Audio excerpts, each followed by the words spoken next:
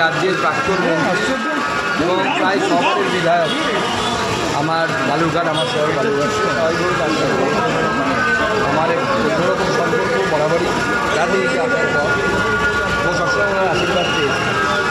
আজকে কথা হলো বাইপাক লাগানো অবস্থায় আছে, যতক্ষণ না বাইপাকটা সরছে ততক্ষণ পর্যন্ত আমার মনে হয় তার পরিবারের সাথে কথা বলে বুঝলাম ওনার ছেলেও ছিল, তার আগে খুব বেশি কিছু বলা সম্ভব নয়।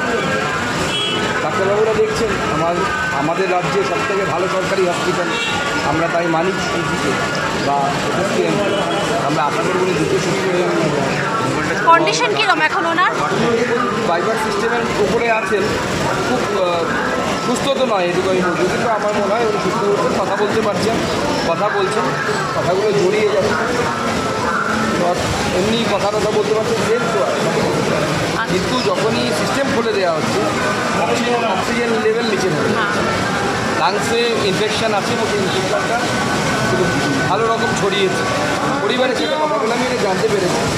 তো আমরা আশা করবো ডাক্তারবাবুদের চিকিৎসায় উনি খুব দ্রুত সুস্থ হয়ে যাবে।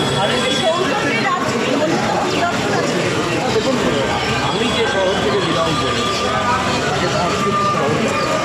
সেখানে আমি ওনার বাড়িতে যাওয়া নতুন, আমি ভোটে যেতার পর যখন ট্রেনের অনুষ্ঠান করেছিলাম ওনাকে আমন্ত্রণ জানিয়েছিলাম ওনার বাড়িতে যাওয়া, আমি দিদিরা বাড়িতে যাওয়া একসাথে, যেহেতু এখন রাজ্যসভা তখনও বাড়িতে গেছি, আমাদের সম্পর্ক রাজনীতি একান্ত আবশ্যক, নচেত এই রাজ্যের উন্নয়ন হয়।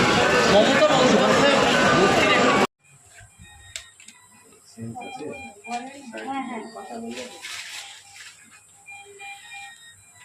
বুঝছেন নাকি সুকান্ত? কেমন লাগছে এখন শরীর?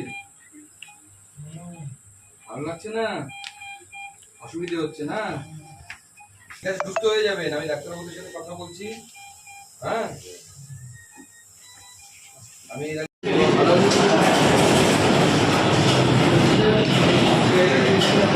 ওই পাশটা পুরো ফাঁকা,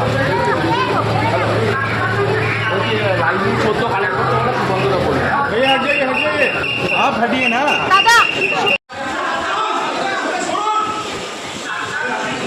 सामने छोड़ दो, सामने छोड़ दो। ছেলে কোথায় রে?